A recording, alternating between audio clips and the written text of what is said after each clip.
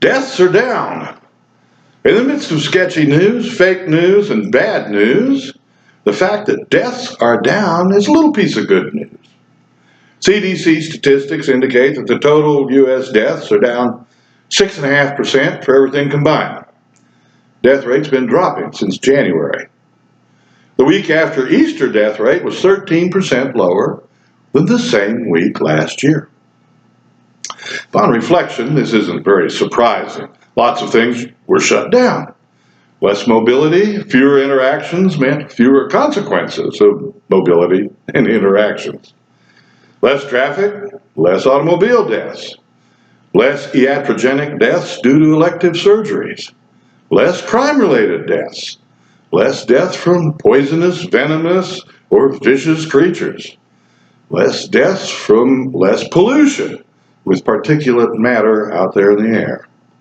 Less plain old flu and pneumonia because of hand washing and spatial distancing. We should have been doing it all along. It's an interesting reset of social and ecological reality. Good news is deaths are down. There's still a lot of fear. Fear that sometimes even seems to be promoted handily by the media. If it bleeds, it leads. You may have noticed that ever since Jaws, people are a little bit nervous around sharks, and they may look around before they go wade fishing in the surf. The antidote for fear is knowledge. We're facing a viral enemy. Know your enemy. If we can understand a virus and look at the world from its point of view, we may be able to develop strategies for coping. You see, currently we've been told a lot of things to do, not necessarily told why, and it's a little bit like that telephone secret game where every telling alters the message until finally there is no message left anymore. It's all self-contradictory. So here's the truth. A virus can't pole vault. It can't sprint. It can't fly or swim. It has no independent means of locomotion. It can only helplessly move in one direction, downstream or downwind. It's a hitchhiker on currents, which occasionally encounter a surface area. If it's lucky and lands on polished marble, it may get picked up by another organism before it disappears. If it lands on a dog with 10 trillion hairs, it's pretty much toast, stuck there until the sun or soap destroys its protective cover. A virus that has not gotten into a cell is inert, barely classified as alive. To get one, you have to collect it yourself. It's a hitchhiker, a non-motile ark, full of RNA, locked and loaded, ready to exploit. And it's hard to visualize how small a virus is. You can't see one through a regular microscope. If a virus were the size of a tennis ball, you would be 500 miles tall. Miles!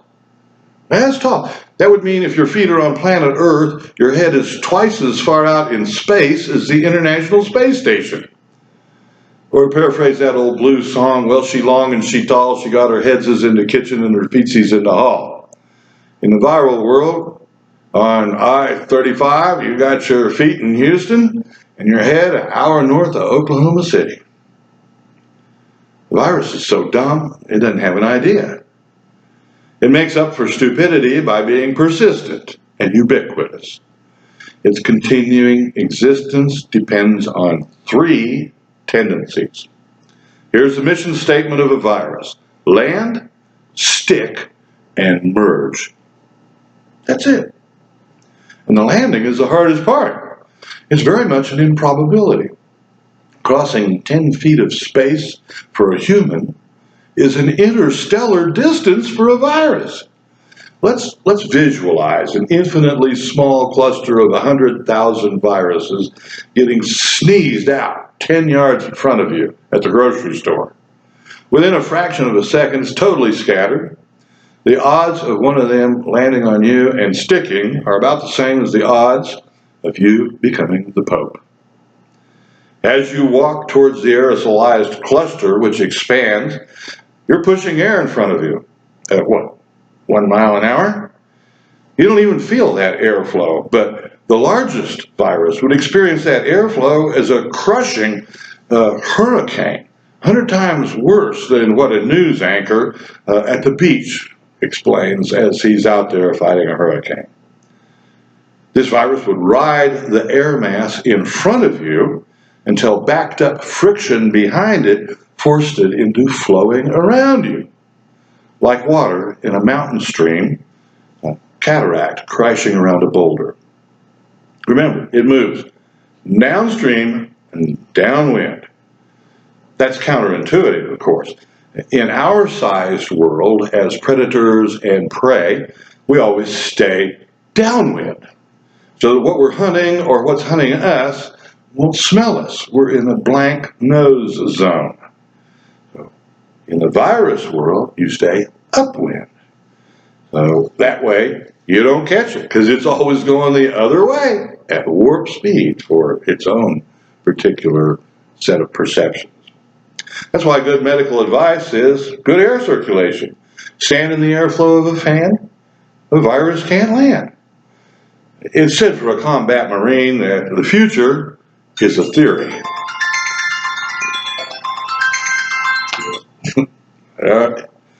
However, the future is a theory with a combat Marine. A virus lives in that hostile an environment. If with luck it lands on something hard, it'll hang out until it's moved by something else, like your finger, right before you pick your nose or rub your eye, if it hasn't already been neutralized by sunlight or Lysol.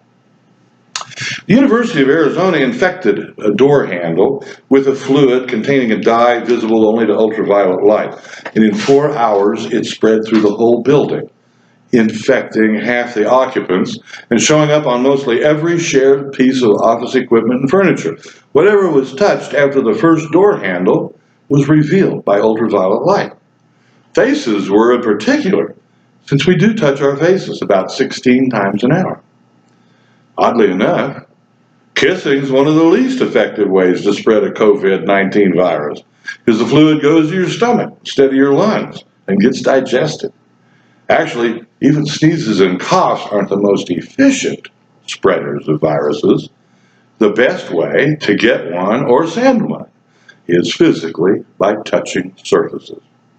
So, don't let it land. Stand in or create an airflow around you. If you're shopping, keep moving. If someone is sneezing or spitting upwind from you, move out of the airstream. It's invisible, but you have a pretty good idea how it behaves. So stay out of its limited behavioral repertoire. Don't let it stick. Wash your hands. Disinfect large surfaces, especially hard ones. Wash your hands again, and then after that, go ahead and wash your hands. And if you've been scratching your nose, I caught you. Wash your face. If you hear a sneeze in the kitchen, cancel that order of nachos. Don't let it merge. Be aware of where you put your hands. Keep your wonderful immune system healthy. Exercise. Take those vitamins, especially C. Moderate eating and drinking. Quit smoking and drugging. Rest and sleep. You may want to pass on that tattoo until next fall because your immune system is going to be busy fighting a virus, not eating up ink, which is why tattoos fade over time. And so there you go. Why make your body work harder when you can be an active participant in health and strength? Wow, too much information. But it involves guidelines I follow. Airstream awareness is critical. It's a good idea to wear a mask, maybe even gloves, especially since it's kind of illegal in some places not to wear one in public. It'd be even more effective protection to find out a way to ensure that your face is always upstream from the airflow. So for that, I've developed a new invention here. The headband hand fan. It helps with spatial distancing, and also people at Walmart point at you and stare and laugh. Meanwhile, enjoy a blessed day in a vibrant universe. That's it.